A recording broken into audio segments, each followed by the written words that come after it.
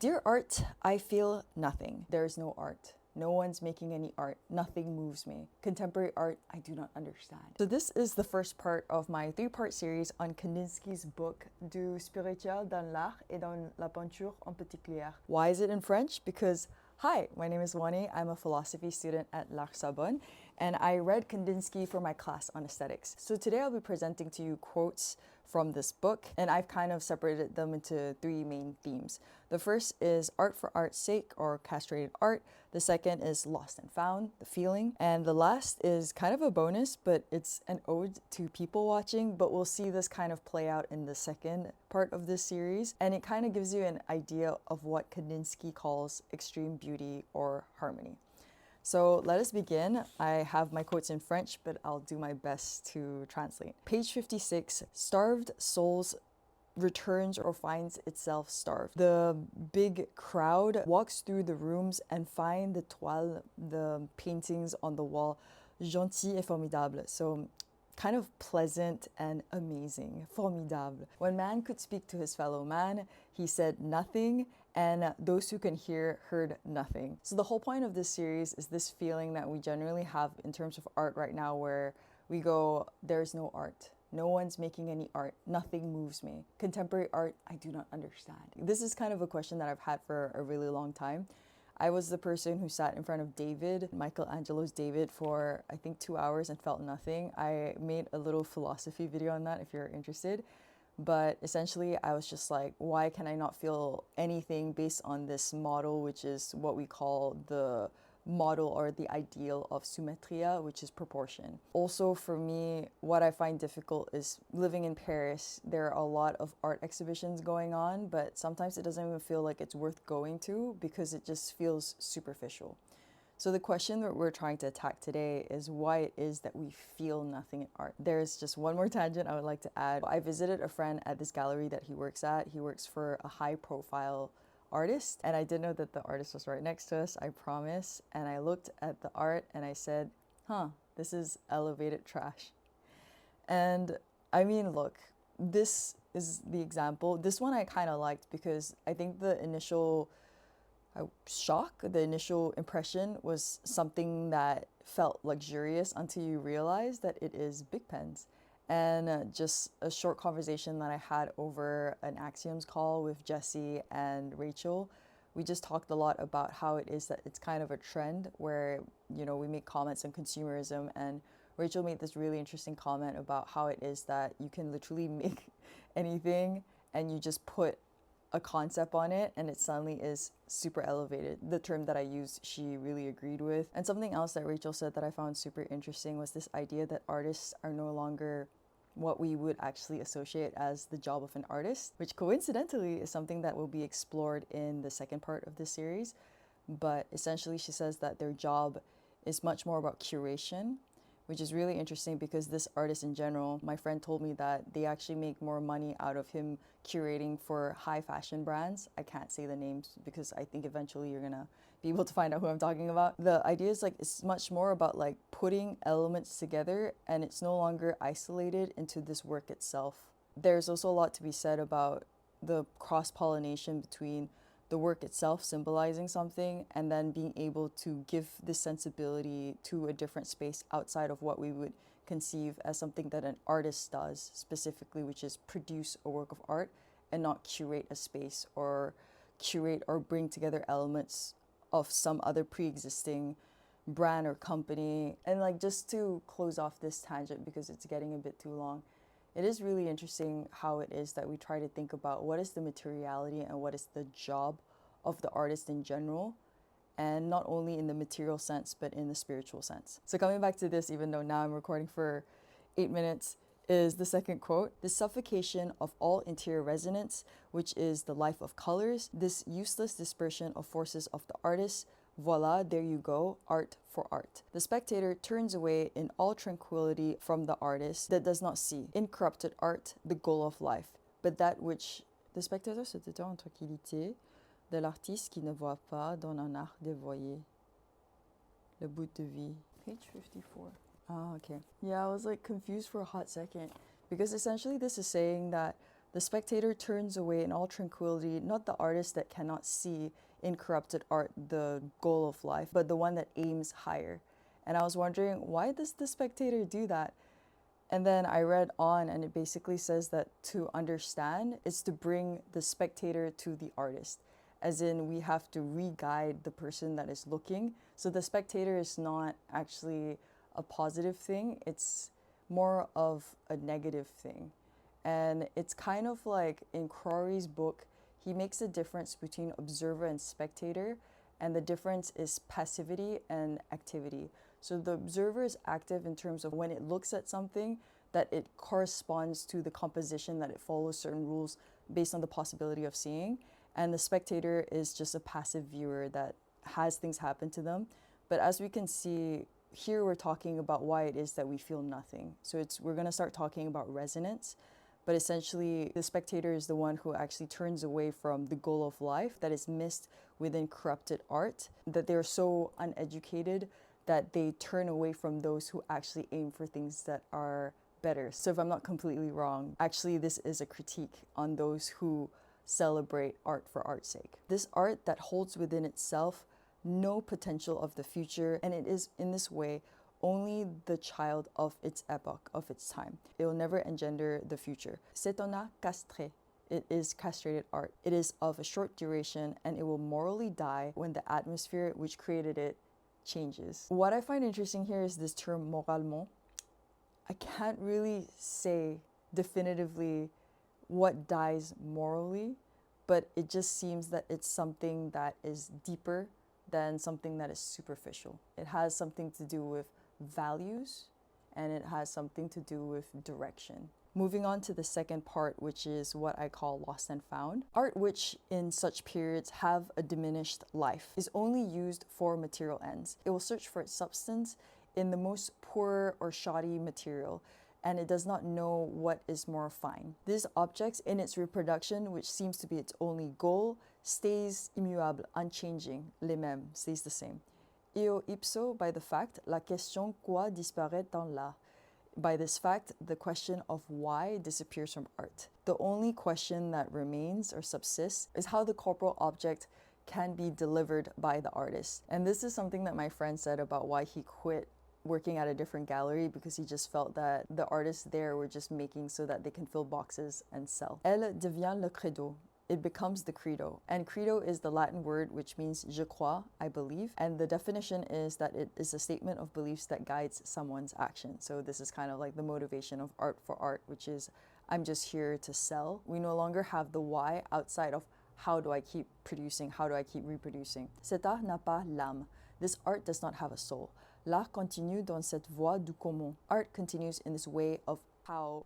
Il se spécialise et n'est plus intelligible que pour les seuls artistes.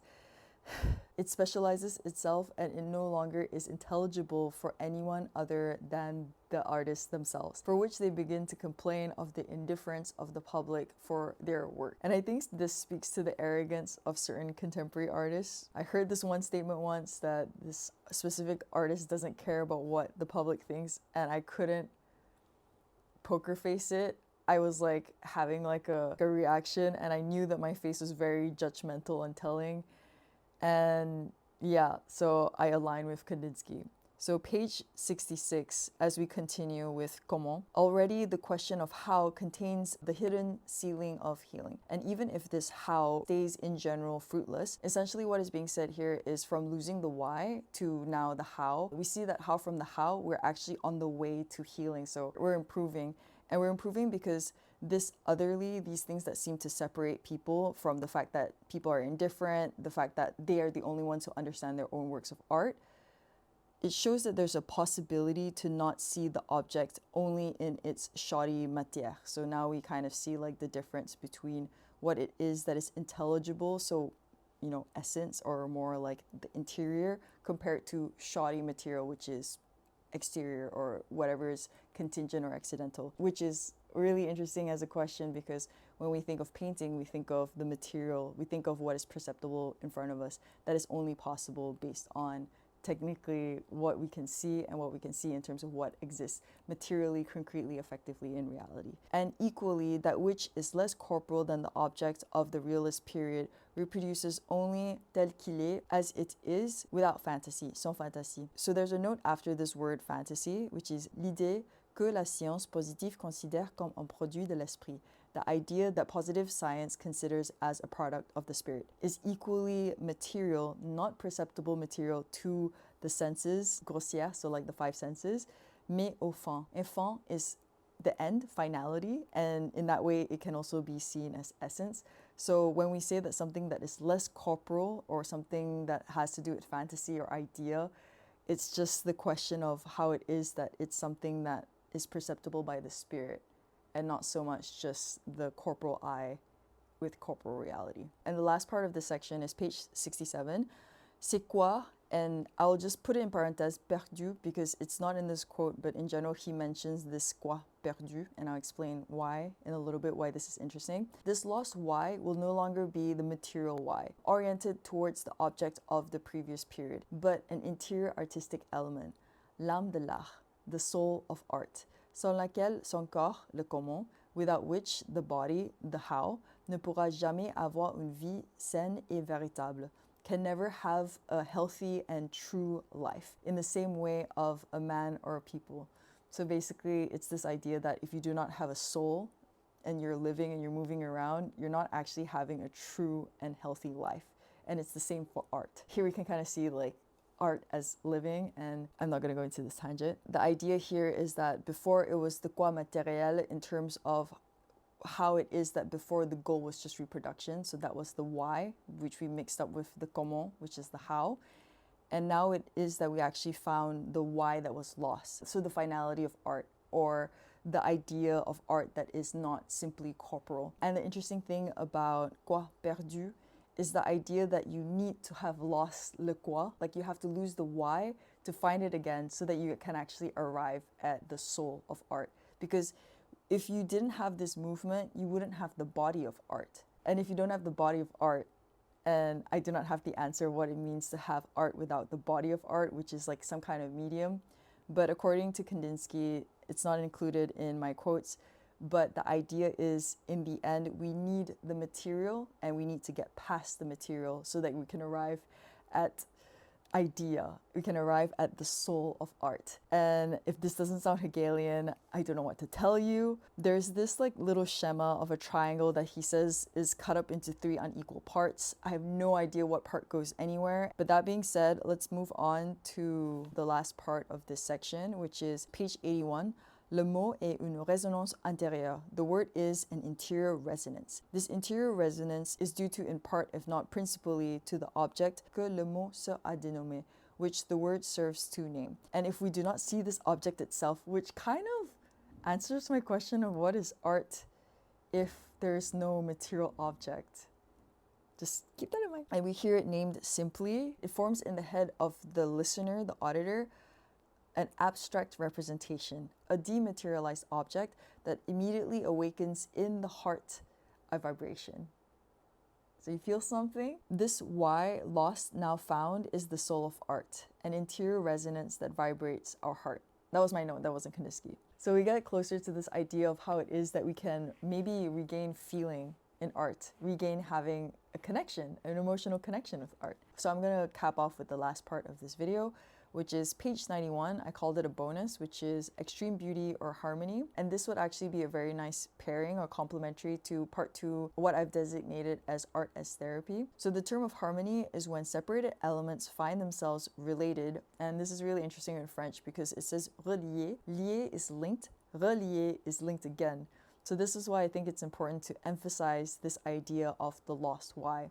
I also had a conversation with my friend about this idea called erste Erfahrung, which is basically the first experience. And when I was reading this, I was like telling him, I was just like, dude, how is this not like in the same schema? I see patterns. But the idea is that you can't have erste Erfahrung if you didn't have a mediation or a break between Erfahrung and this need to find back or go back or rediscover this first experience. And this need to have this rediscovery means that it was lost. So I'm really excited about finding the parallels. But to come back to this definition, harmony is when separated elements find themselves related in a relationship of convenance. This was very difficult for me to define. I'm having a lot of trouble accepting the definition as just decorum or suitability. But the idea is that it is when things just work together. Things just have a pleasantness from its combinations. And later on, we'll see how harmony is actually the workings together of contradictory or contrasting elements. But that is in the other video. So starting with this quote, which is again, extreme beauty or harmony, or what I would like to call an ode to people watching, is lorsque nous sommes dans le tramway, when we're in the tramway, nous voyons une succession de silhouettes et de visages. We see a succession of silhouettes and faces, the human creatures separated one from another by the obstacles of their own destiny. It's just like, appreciate that for a second. Distanced one from another by the very clear limits of objective existence. These people who travel in the same wagon, that are of the same country, of the same city, are as different from one another as a lion, a giraffe, an elephant, a monkey, a bear, a zebra, and a walrus that fell into the same cage of the same zoological garden. Each of these creatures represent of a perfectly adapted unity and of extreme beauty. So, how is that not beautiful? It's the capacity to see past all separations and distinctions and actually recognize how it is that they come into this unity, but not any unity, a perfectly adapted one, which basically calls for this idea of harmony. That's just what I named this section. But what I just want to say, like, because I've already been recording for a bit, is that this separation by destiny, and it calls it like objective existence. So objective existence in terms of effective existence. So when you think of destiny, you don't usually think of it in terms of something that is material, concrete, right? But I think like what he's trying to say here is that with this destiny, it's something that we prejudge as a separation because a giraffe would have a different destiny from a lion because they have different finalities, they have different essences that makes them so distinct from one another. The way that you would define essence is that a property of something that if it doesn't have this property, it has no existence. So how would you distinguish a giraffe from a lion? A giraffe would have a really long neck and a blue tongue. A lion would have, a male lion anyway, would have like a mane, and it has like a body of something that we would recognize as a lion. And yet what is interesting about that is that this distinction is made from the fact that we look at it physically. So now I'm just really wondering, like, what is the essence of something if we don't define it by its material? And the idea that it's not in this text, but something that it makes me think of, is how it is that we can actually still find a unity in something if we actually go past everything to the point that we see how it is that in the end, they're all in this same jardin zoologique, they're all in the same life. We're all in the same life, whether we have different faces, different destinies, different points, different ways of dressing, and this is why I love people watching, that we, in the end, we all share something in common, which is this current life that we're living and this capacity for us to meet in this way, which is really interesting to me because what is this meeting? And just like a quick Hegelian thing before I end this, what I learned in class is that we meet life through contingency. What was meant by that is that we can only meet life through another person's body. So the way that we experience life is not life directly because life itself is transcendent, it is beyond the physical world, but the way that we can actually experience and meet, rencontre avec la vie, or something that's living, is by seeing how it is that it's expressed by a body, by something material. Whether it is metabolism, breathing, or some kind of effect that is produced out of a person who possesses life. And the last note that I wrote here was the how, which is the body, is necessary only briefly so that we can arrive at blank. I'll leave you to answer that. I wanted to, but I think it would be boring, so help me out. I'm at the end of this video, but just so you know, part 2, I will go into detail of how we arrive at this vibration of the soul, this interior resonance, through the contemplation of color. So not just the sight of color, but its contemplation. I hope this was helpful and interesting to you, and I'll talk to you in the next one. Bye.